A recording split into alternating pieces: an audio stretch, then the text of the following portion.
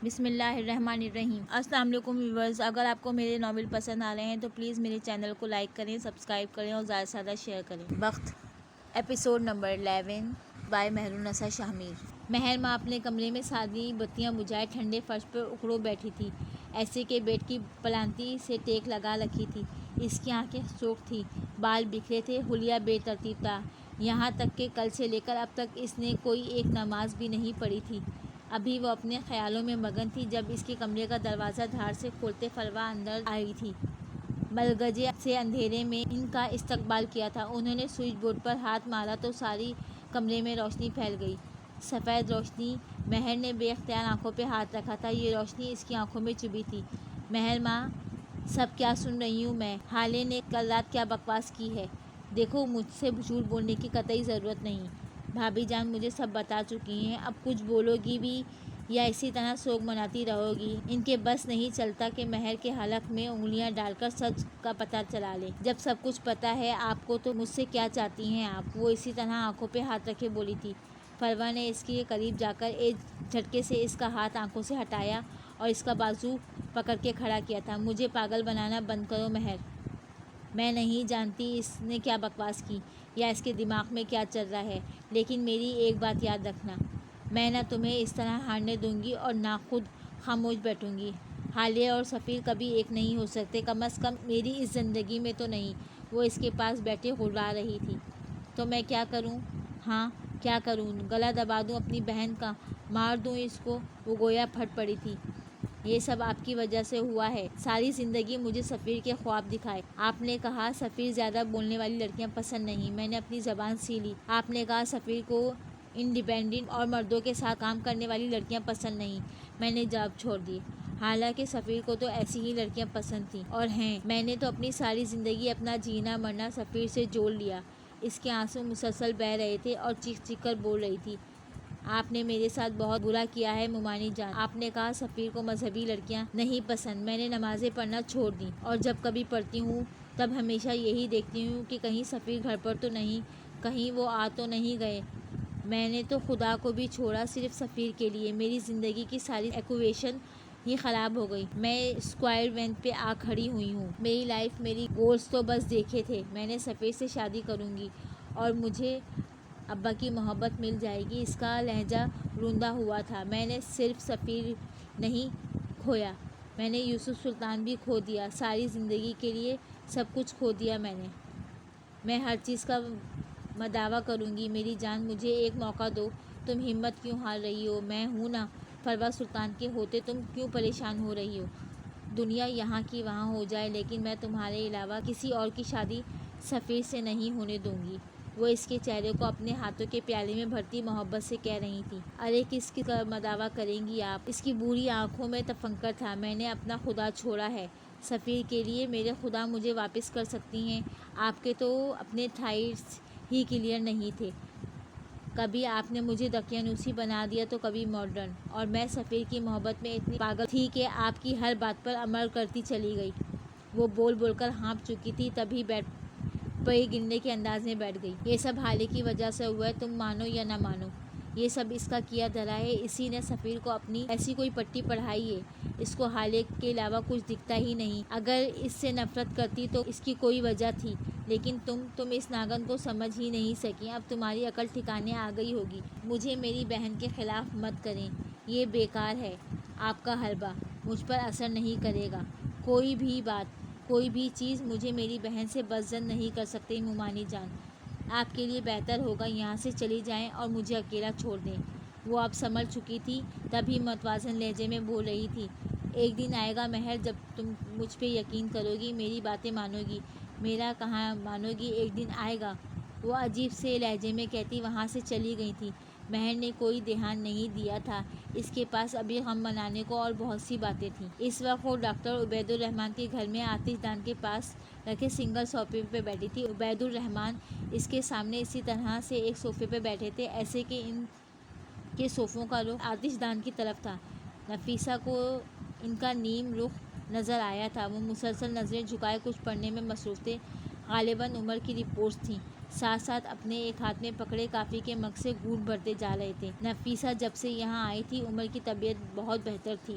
اس کو سات سمندر پار کی آب و ہوا راس آ گئی تھی۔ شاید اس وقت بھی وہ عبید الرحمن کے کمرے میں سلا کر آئی تھی۔ عمر بے ہوشی کے اگلے روز انہوں نے کیس چھوڑ دیا تھا اور کچھ دن بعد امریکہ آ گئی تھی۔ یہاں آ کر وہ سب سے پہلے ڈاکٹر عبید الرحمن سے ملی تھی۔ 2 دن پہلے عمر کی کچھ ضروری ٹیسٹ ہو گئے تھے۔ آج ان کی رپورٹس آنی تھی۔ باہر سخت برف باری ہو رہی تھی، تب ہی ڈاکٹر عبید الرحمن نے ان کو اپنے گھر بلا لیا تھا۔ ان کا گھر ہوٹل کے بالکل قریب تھا جہاں نفیسہ رہ رہی تھی۔ ڈاکٹر عبید الرحمن سامنی رنگت، متناسب نقوش والے، درمیانے قد کے تھے۔ ان کا تعلق انڈیا سے تھا۔ ان کی اور محسن کی دوستی ہاسپٹل میں ہوئی تھی۔ محسن کے پاکستان آنے کے بعد بھی یہ دوستی اسی طرح برقرار تھی۔ دونوں کبھی خط و کتابت کے ذریعے تو کبھی ٹیلی فون کے ذریعے ایک دوسرے کے ساتھ رابطے میں رہتے۔ عمر کی بیماری کے بارے میں بھی محسن نے ان کو ٹیلی فون پہ سب بتا دیا تھا اور عبید الرحمن نے ان کو امریکہ آنے کا مشورہ دیا تھا۔ اس وقت نفیسہ پچھلے 15 منٹ سے ان کے بولنے کے انتظار میں تھی۔ ان کا ضبط جواب دے گیا، کیا اس رپورٹس میں ایٹم بم بنانے کا راز لکھا ہے جسے آپ پچھلے 15 منٹ سے پڑھتے ہی جا رہے ہیں؟ وہ غصے میں نہیں تھی، بس خوف زدہ تھی۔ وہ دونوں انگلش میں بات کر رہے تھے۔ عبید الرحمن کی اردو اور ہندی بہت کمزور تھی۔ ڈاکٹر عبید نے چند لمحے چشمے کے پیچھے سے ان کو ناگواری سے دیکھا تھا، جیسے ان کا مخل ہونا پسند نہ آیا ہو۔ وہ دوبارہ نظریں جھکا لی تھیں۔ نفیسہ کلس کر رہ گئی تھی۔ اف، یہ سر جینس کا ایٹیٹیوڈ۔ 5 منٹ مزید گزر گئے۔ نفیسہ اب اٹھ کے یہاں سے وہاں ٹہلنے لگی تھی۔ انہوں نے ذرا کی ذرا نظر اٹھا کر ڈاکٹر عبید کو دیکھا تو ان کے ہاتھ میں کوئی رپورٹس نہ پا کر تھوڑا حیران ہوئی۔ اب وہ ان کے سر پر آ کھڑی ہوئی تھی۔ تب انہوں نے ان کے ہاتھ میں ایک ہتھیلی جتنی لمبی اور 4 انگلیوں جتنی چوڑی کتاب دیکھ کر تو جیسے ان کا دماغ ہی گھوم گیا۔ آپ میرے ساتھ مذاق کر رہے ہیں؟ آپ کو یہ سب ڈرامہ لگ رہا ہے؟ میرا بیٹا کینسر کا مریض ہے۔ اس وقت اس کی رپورٹ سے زیادہ ضروری آپ کو یہ فضول سی کتاب لگتی ہے؟ میں اپنا ملک چھوڑ کر، اپنا کیس چھوڑ کر یہاں جھک مارنے آئی ہوں کیا؟ یہ لگتا ہے آپ کو؟ ابھی کے ابھی میں اپنے بیٹے کو لے کر جا رہی ہوں۔ آپ سے 100 گنا بہتر ڈاکٹر مل جائیں گے مجھے۔ وہ غصے سے سرخ چہرہ لیے گویا دھاڑ رہی تھی۔ ڈاکٹر عبید نے کتاب کو بند کر دیا اور پوری طرح ان کے طرف متوجہ تھے۔ پڑھنے نہ دیجیے گا آپ مجھے۔ پچھلے 15 منٹ سے ایک لفظ نہیں سمجھ سکا میں۔ بولے کیوں چیخ رہی تھی؟ وہ تیوری چڑھائے پوچھ رہے تھے۔ نفیسہ کو اس وقت ان پہ کسی پاگل کا سا گمان ہوا تھا۔ میرے بیٹے کی رپورٹس میں کیا آیا ہے؟ اس کی سرجری کب کرنی ہے؟ وہ کب تک ٹھیک ہوگا؟ آپ مجھے یہ سب بتا دیں۔ میرا اس ہاتھ سے کھڑکی کے باہر اشارہ کیا تھا۔ برف باری میں ذلیل ہو کر یہاں تک پہنچنا میری ساری محنت وصول ہو جائے گی۔ وہ ایک ایک لفظ پر زور دیتی چبا چبا کر کہہ رہی تھی۔ آپ کے بیٹے کو پہلی نظر دیکھ کر ہی سب بتا دیا تھا۔ اسی دن سب کچھ۔ نہیں ہے آپ کے بیٹے کو کینسر، کوئی مریض نہیں ہے وہ۔ کیا بتاؤں آپ کو؟ اس دن جب یقین نہیں کیا آپ نے تو بارہا کیا دہراؤں اپنی بات کو؟ آپ وکلا کے موٹے دماغ میں ایک بات گھستی ہی نہیں تو میں کیا کروں؟ آپ کو اس بات کا ایک پختہ ثبوت چاہیے ہوگا۔ آپ کے بیٹے کا دماغ تو بولنے سے رہا، اس کو کینسر نہیں ہے۔ یہ رپورٹس ایک انگلی اور ایک انگوٹھے کی رپورٹس کو ہوا میں اڑایا تھا۔ اگر ان رپورٹس میں لکھی جانے اصلاحات آپ کی سمجھ میں آتی ہیں تو پڑھ لیجیے۔ وہ پرسکون ہوئے کہہ رہے تھے۔ آپ سچ کہہ رہے ہیں؟ وہ بدبخت بول پائی تھی۔ آپ نہیں مانیں گی، چلیں جو سامنے والا کمرہ ہے نا وہاں سے قرآن پاک لا کر دیں، اس پر ہاتھ رکھ کے گواہی دینے کو تیار ہوں، تب تو مان جائیں گی آپ۔ اگر یہ سچ ہے تو عمر کی وہ حالت، وہ سب کیا تھا؟ اس کا بے ہوش ہونا، اس کا سر درد، اس کی ناک سے خون آنا، اس کی نقاہت، وہ سب کیا تھا؟ اگر یہ سچ ہے تو آپ مجھے یہاں کیوں بلایا؟ ڈاکٹر عبید نے افسوس سے ان کو دیکھا تھا۔ نفیسہ آپ پلیز بیٹھ جائیں، آپ کو سب بتاتا ہوں۔ اب ان کے لہجے میں ہمدردی تھی۔ وہ نڈال سی بیٹھ گئیں۔ عمر کو ہونے والا سر درد میگزین ہے، کینسر نہیں۔ میں دن میں روز اس مرض کے شکار لوگ دیکھتا ہوں، اسی لیے عمر کو دیکھ کے میں نے آپ کو بتا دیا اس کو کوئی بھی بیماری نہیں ہو سکتی سوائے کینسر کے۔ لیکن آپ نہیں مانی۔ خیر کوئی بھی نہیں مانتا۔ پھر میں نے اس کے تمام ٹیسٹ کیے اور ان سے یہ ثابت ہوتا ہے کہ آپ کا بیٹا اس موذی مرض سے محفوظ ہے۔ اب آتے ہیں علامات پہ جن کا آپ کو لگا عمر کو کینسر ہے۔ آپ کے بیٹے کو ایک خاص قسم کا ڈرگ دیا جاتا رہا ہے جس سے اس کے سر میں درد اٹھتا ہے اور ناک سے خون بہتا ہے۔ اس ڈرگ کی مقدار ذرا سی بڑھا دی تو وہ بے ہوشی طاری ہو جاتی ہے۔ رہی بات آپ کو یہاں بلانے کی، تو میں یہ نئی کتاب لایا تھا۔ اس میں اتنی مشکل اردو ہے، ذرا کچھ الفاظ کے معنی جاننے تھے۔ لیکن آپ تو پہلے ہی انگاروں پر لوٹ رہی ہیں۔ خیر مزید کچھ جاننا تھا۔ نفیسہ جو دم سادے ان کو سنے جا رہی تھی، ان کو لگا جیسے ان کے کانوں میں دھماکے ہو رہے ہیں۔ ان کو یکدم کمرے میں آکسیجن کی کمی محسوس ہوئی تھی۔ کچھ جاننا ہے مجھے اور کچھ بھی نہیں جاننا، سب ختم ہو گیا سب۔ میں کیسے تصویر کا دوسرا رخ نہیں دیکھ پائی، میں کیسے عمر کو اپنی مجبوری بننے دیا، میں کیسے بیوقوف بن گئی۔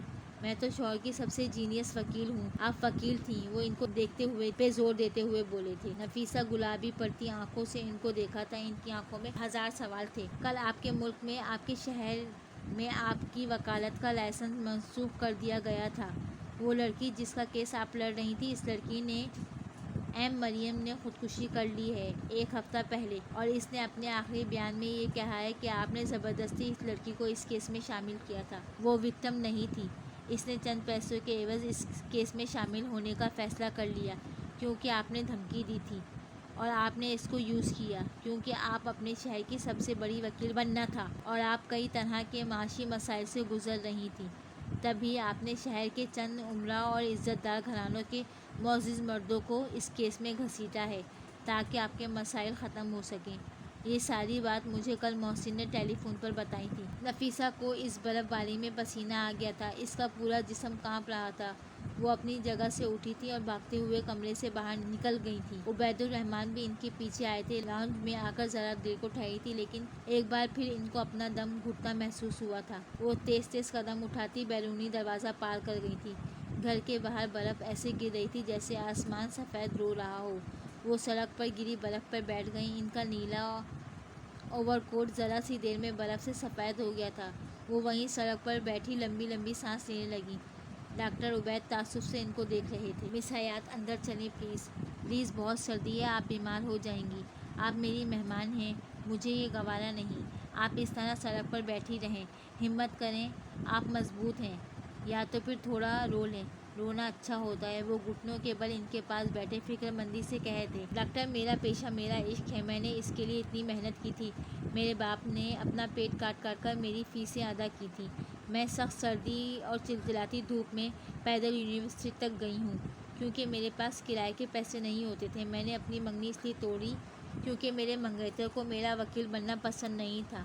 میں نے اس سے محبت کرتی تھی، لیکن میں نے پرواہ نہیں کی۔ میں نے اپنی زندگی کا ایک ہی مقصد بنا لیا تھا، وکیل بننا، اور میں بن بھی گئی۔ مجھے لگا میری محنت وصول بھی ہو گئی، لیکن اصل آزمائش تو تب شروع ہوئی جب کوئی بھی شخص مجھے کیس دینے سے ڈرتا تھا کیونکہ میں عورت ہوں۔ وہ طنزیہ ہنسی تھی۔ کوئی بھی رسک نہیں لینا چاہتا تھا۔ ان کو لگتا تھا میں بیوقوف ہوں، کم عقل ہوں، میں مردوں کے مقابلے میں لڑ نہیں سکتی۔ اور پھر میں نے محنت کی اور میں نے کئی سال چھوٹے موٹے کیس لڑے۔ میں نے اپنا مقام بنایا اور میں نے خود کو ایک برانڈ بنایا۔ جب میں کورٹ میں کھڑے ہو کر دلائل دیتی تھی تو جج قائل ہوتے تھے، جب میں ثبوت لاتی تھی تو مجرم پھانسی چڑھتے تھے، جب میں شیرنیوں کی طرح غلاتی تھی تو کورٹ میں کھڑا ہر شخص بس مجھے سنتا تھا۔ نفیسہ حیات، بیرسٹر نفیسہ حیات کو سنتا تھا۔ انہوں نے گیلی سانس ناک سے اندر کھینچی تھی۔ وہ رو نہیں رہی تھیں، لیکن ان کی آنکھیں نم تھیں۔ عبید الرحمن اب بھی اسی پوزیشن میں بیٹھے ان کو سنے جا رہے تھے۔ ایسے کیسے کوئی بھی فیصلہ کر سکتا ہے؟ میں دوبارہ ان لوگوں کے سامنے بول نہیں پاؤں گی۔ کوئی کیسے فیصلہ کر سکتا ہے وہ سیاہ کوٹ دوبارہ نہیں پہن سکتی؟ کوئی کیسے میرے اتنے سالوں کی محنت پر پانی پھیر سکتا ہے؟ وہ کورٹ روم کی گناہ گار باتیں سنتی، دیوار میں راز چھپائے بیٹھی کورٹ کی کرسیاں، وہ سب مجھ سے چھوٹ جائیں گی۔ سردی کی وجہ سے ان کے ہونٹ نیلے پڑ رہے تھے، لیکن ان کو پرواہ نہیں تھی۔ آپ واپس جائیں، جا کر اپنے لیے لڑیں، اپنا حق لیں۔ یہاں بیٹھ کر ہمت ہارنے سے کیا ہوگا؟ آپ کے بیٹے کو یوز کیا ہے ان لوگوں نے، ان کا گریبان پکڑیں۔ میں کس منہ سے واپس جاؤں گی؟ میں کیا جواب دوں گی لوگوں کو کہ نفیسہ بیگم نے بیٹے کی محبت میں انصاف کی جنگ چھوڑ دی؟ نفیسہ ہار گئی۔ میں اپنے بیٹے کے لیے اس مقدس پیشے کی پامالی کی۔ نفیسہ لوگوں سے ڈر گئی۔ وہ جو بس خدا سے ڈرتی تھی وہ لوگوں سے ڈر گئی۔ اس کا ایمان کمزور ہو گیا۔ میرے ملک کی مٹی مجھے گالیاں دے گی، میں کیسے واپس جاؤں؟ ڈاکٹر عبید الرحمن نے کچھ کہنے کے لیے منہ ہی کھولا تھا کہ سامنے سے آتے عمر کو دیکھ کر لب بیچ لیے۔ اب نہ جانے اس بچے کا کیا ہوگا۔ اس لیپالک بچے کی وجہ سے نفیسہ نے اپنا سب کچھ ہار دیا۔ اب تو وہ اس بچے سے نفرت کریں گی۔ ظاہر ہے ان کی اپنی سوچیں تھیں۔ نفیسہ بھی اس کو آتے ہوئے دیکھا تھا۔ اماں، آپ یہاں کیا کر رہی ہیں؟ یہاں بہت سردی ہے، اندر چلیں نا پلیز۔ اس کی آنکھوں میں اب بھی نیند بھری تھی۔ وہ اپنے چھوٹے چھوٹے ہاتھ نفیسہ کے چہرے پر پھیرتے ہوئے پریشان سب پوچھ رہا تھا۔ وہ چند لمحے اس کو دیکھتی رہیں، ان کی آنکھیں بھرنے لگی تھیں، پھر یکدم انہوں نے کھینچ کر عمر کو گلے لگا لیا تھا۔ میرا بیٹا، میرا عمر، تمہاری اماں تمہارے لیے ساری دنیا چھوڑ سکتی ہے، وہ تمہارے لیے ایک ایک سے لڑ سکتی ہے، وہ تمہارے لیے جان بھی دے سکتی ہے اور لے بھی سکتی ہے، یاد رکھنا۔ وہ اس کا منہ چوم رہی تھی تو کبھی ہاتھ۔ عمر ٹھیک تھا، یہ خیال ہی دنیا روشن کر گیا تھا۔ ڈاکٹر عبید الرحمن حیرت سے ان کو دیکھ رہے تھے۔ کیا یہ عورت پاگل ہے؟ اماں، کسی کو مارنا گناہ ہوتا ہے، آپ کو نہیں پتہ؟ نفیسہ اس کی بات پر مسکرا دی تھی۔ ہاں ہوتا ہے، لیکن جب کوئی آپ کی گردن دبا کر آپ کو مارنا چاہے، یا پھر آپ کے سینے سے آپ کا دل نکالنے کی کوشش کرے، یا آپ سب سے محبوب رشتے کو اذیت دے، تو اس کو مارنا جائز ہوتا ہے۔ عمر کی آنکھوں میں حیرت اتر آئی، ساتھ ہی اس کا جسم کانپ رہا تھا، اس کو سردی لگ رہی تھی۔ مجھے کچھ بھی سمجھ نہیں آیا، کین یو ایکسپلین؟ نفیسہ بغیر جواب دیے کھڑی ہوئی تھی۔ انہوں نے اپنا نیلا کوٹ اتار کر عمر کے کندھوں پر اڑا دیا تھا، پھر جھک کر اس کو اپنے بازو میں اٹھا لیا تھا۔ اماں، آئی ایم ناٹ کڈ، نیچے اتاریں مجھے، وہ خفگی سے منہ پھلا کر بولا تھا۔ نفیسہ سنی انسنی کرتی گھر کی جانب بڑھنے لگی تھی۔ ابھی وہ گیٹ کے اندر جاتی کہ عبید الرحمن نے ان کو پکارا تھا۔ کیا آپ پاگل ہیں؟ میں ایک ماں ہوں، انہوں نے مڑے بغیر جواب دیا تھا۔ رات کی تاریکی پھیل چکی تھی، ہر طرف سیاہ آسمان کا جال بچھا تھا۔ ہارون اپنے گھر کے لان میں رکھے صوفے پر بیٹھا آسمان کو گھورے جا رہا تھا۔ وہ آج کل یوں ہی چپ چپ سا رہتا تھا، ایک جگہ بیٹھتا تو گھنٹوں وہیں بیٹھا رہتا۔ وہ اپنے اسی شغل میں مصروف تھا جب شاہد کی کار گھر کے اندر داخل ہوئی۔ گاڑی سے اتر کر اندر کی جانب جاتے جاتے ان کے قدم ہارون کو دیکھ کر تھمے تھے۔ انہوں نے ایک گہری سانس بھری اور لان کی طرف چل دیے۔ ہارون کے قریب پہنچ کر انہوں نے کندھے پہ ہاتھ رکھا تھا۔ ہارون نے گردن موڑ کر ان کو دیکھا تھا، ان کی گرے آنکھوں میں اداسی تھی۔ شاہد کا دل دکھا تھا۔ یہاں کیوں بیٹھے ہو یار، چلو اندر چلتے ہیں، ایک شطرنج کی بازی ہو جائے، کیا خیال ہے؟ پپا، اندر دم گھٹ رہا ہے، ایسا لگ رہا ہے جیسے کسی نے میرے گلے میں پھندا ڈال دیا ہو اور بار بار اس پھندے کو کھینچ کر میری گردن پر تنگ کرتا جا رہا ہو۔ تھوڑی دیر کے لیے مجھے آزاد کرتا ہے اور پھر اگلے ہی لمحے پھندا اتنا تنگ ہو جاتا ہے کہ میرا سانس رکنے لگتا ہے۔ آپ کے ساتھ کبھی ایسا ہوا ہے؟ وہ ان کی آنکھوں میں دیکھتے پوچھ رہا تھا۔ انہوں نے اس کی بات کا کوئی جواب نہیں دیا، بلکہ ہارون کے ساتھ والی کرسی کھینچ کر اس کے سامنے بیٹھ گئے اور پھر نرمی سے اس کے دونوں ہاتھ تھام لیے تھے۔ میرے ساتھ ایسا تب ہوتا ہے جب میں تمہاری آنکھوں میں اداسی دیکھتا ہوں، تب ہوتا ہے جب تمہیں ذرا سی تکلیف پہنچتی ہے۔ تمہیں پتہ ہے ہارون، میرا جی چاہتا ہے کہ میں حالے کے قدموں میں جا کر بیٹھ جاؤں، اس کی منت کروں کہ وہ تمہارے ساتھ ایسا نہ کرے، لیکن پھر سوچتا ہوں کیا بیٹے کو بھیک دلواؤں؟ اتنا کمزور اور کمظرف تو نہیں ہے میرا بیٹا۔ ہو کیا؟ مجھ سے صبر نہیں ہوتا پپا، میرا دل زخمی ہے، میں خود کو ٹھیک کرنے کا وعدہ کر چکا ہوں، اپنے ساتھ مزید زیادتی نہ کرنے کا عہد کر چکا ہوں، لیکن مجھ سے یہ نہیں ہو رہا۔ میں خود کو بے بس محسوس کرتا ہوں، اور جب ایسا محسوس کرتا ہوں تو دل کرتا ہے اس پورے گھر کو جلا کر راکھ کر دوں، ساری دنیا کو آگ لگا دوں۔ میں یہ نہیں کر سکتا پپا، میں اتنا مضبوط نہیں ہوں۔ لوگ کہتے ہیں نماز پڑھو سکون ملے گا، میں کیسے پڑھوں؟ اس کا چہرہ آنکھوں میں فریم ہو کر رہ گیا ہے، اور میں کس منہ سے اللہ کے سامنے جاؤں؟ ایک لڑکی کی وجہ سے اللہ کیا کہے گا؟ ویسے تو ساری زندگی تم میرے پاس نہ آئے، اور اب آئے ہو تو اپنی غرض لے کر۔ وہ شکست خوردہ سا لگتا تھا۔ یہی بات تو ہے بیٹے، اللہ کچھ نہیں کہتا، اللہ ٹوٹے دلوں کو جوڑتا ہے۔ یہ تو لوگ ہیں جو شکوے کرتے ہیں، طعنے دیتے ہیں، وہ تو سمیت لوٹاتا ہے، وہ تو سمیٹ لیتا ہے، ڈھانپ لیتا ہے۔ اور تم سے کس نے کہا کہ نماز میں سکون کے لیے پڑھو؟ نماز تو اطاعت کے لیے پڑھی جاتی ہے، سکون تو بونس ہے جو اگر اس کی زندگی میں نہ بھی ملا تو اگلے جہاں میں مل جائے گا۔ تم اس کے پاس جاؤ تو صحیح، وہ اپنے بندے کو سمیٹنا جانتا ہے، اپنے بندے کو ہیل کرنا جانتا ہے، وہ نرمی سے سمجھا رہے تھے۔ ہارون غور سے ان کو سنے جا رہا تھا۔